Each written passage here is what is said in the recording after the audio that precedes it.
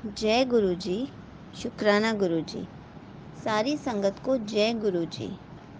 आज मैं आप सबको बताऊंगी कि अपने ही घर में हम गुरु जी का सत्संग कैसे कर सकते हैं। गुरु जी का बहुत बड़ा सत्संग करने की ज़रूरत नहीं है। आपका जितना भी बजट है उस हिसाब से आप अपने घर में आराम से सत्संग कर सकते हैं। गुरु जी का शुक्राना करने के लिए आप सत्संग घर में छोटा सा भी कर सकते हैं। सबसे पहले आपको गुरु जी के बैठने के लिए एक सीट चाहिए। जो आप नॉर्मली घर में चेयर या सोफ़ा होता है उसे यूज़ कर सकते हैं। हमें उसके लिए एक नया चोला चाहिए या फिर कोई नया कपड़ा जो हम चेयर या सोफ़े पर बिछा सके। और उसके बाद साइड में 2 पिल्लो लगाने हैं ताकि वो अच्छे से और आराम से बैठ सके। उन पिल्लो पर भी नया कवर लगाना है। ये हो गया गुरु जी के बैठने का इंतज़ाम। अब हमें गुरु जी के चरण के लिए एक गद्दी या एक स्टूल लगानी है जिस पर गुरु जी अपने चरण रखेंगे और उस पर भी हमें नया कपड़ा बिछाना है। हम गुरु जी को भोग लगाने के लिए नए बर्तन रखते हैं। जब भी हम उनका सत्संग करें तो वही बर्तन यूज़ करें। गुरु जी के नए बर्तन अलग से रखें। रूल्स के हिसाब से 2 आवर्स का सत्संग होना चाहिए, तो हमें उस हिसाब से प्लेलिस्ट तैयार करनी है। 2 घंटे शबद गुरबानी चलती है। सबसे पहले हम वेलकम बैंड रखते हैं, फिर एक ओंकार, फिर शबद गुरबानी और एंड में शिवजी जी की आरती और फिर सत्संग ख़त्म हो जाता है। सबसे पहले आपने गुरु जी को इनवाइट करना है कि गुरु जी हम इतने बजे सत्संग करेंगे, आप ज़रूर आना। बस मन में ये मत सोचना आप कैसे आओगे, हमें दिखोगे या नहीं दिखोगे। बस विश्वास बनाए रखना, डाउट मत करना कि हमें क्यों नहीं दिख रहे हो, वो आपको बहुत अच्छे से दर्शन देंगे।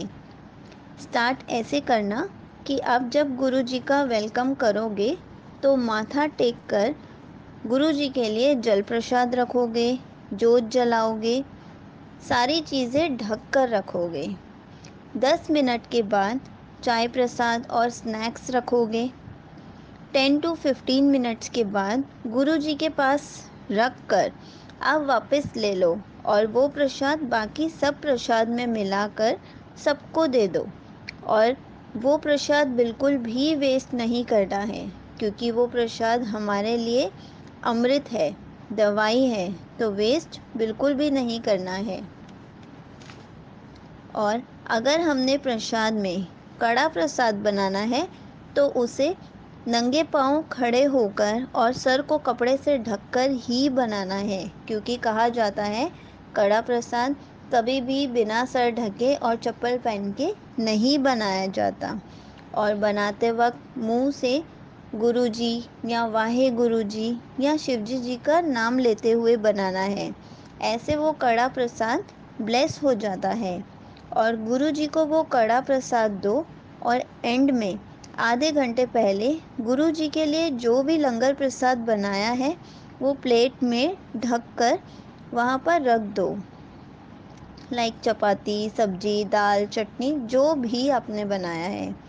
उसके 10 मिनट के बाद आप वो प्रसाद बाकी बनाए हुए खाने में मिला सकते हो और सत्संग ख़त्म होने पर आप सब लंगर प्रसाद खाओ। पूरे सत्संग में आपस में बात नहीं करनी है, क्योंकि गुरुजी हमारे सामने हैं। गुरुजी की गद्दी को फ्लावर्स से भी सजा सकते हैं।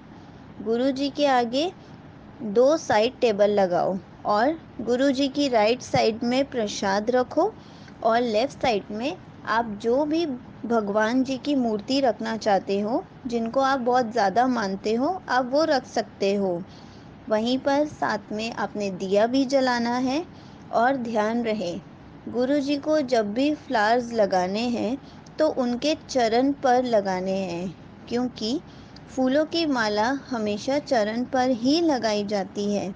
फ्रेम पर कहीं भी नहीं लगाई जाती। और अगर हमारे पास लूज़ फ्लावर्स हैं तो वो हम गुरुजी के फ्रेम पर या फिर जहाँ हमने टेबल में गुरुजी का फ्रेम रखा है या सोफ़े पे रखा है वहाँ पर हम लूज़ फ्लावर्स रख सकते हैं। ऐसे आपका सत्संग सक्सेसफुल हो जाएगा। जय गुरुजी।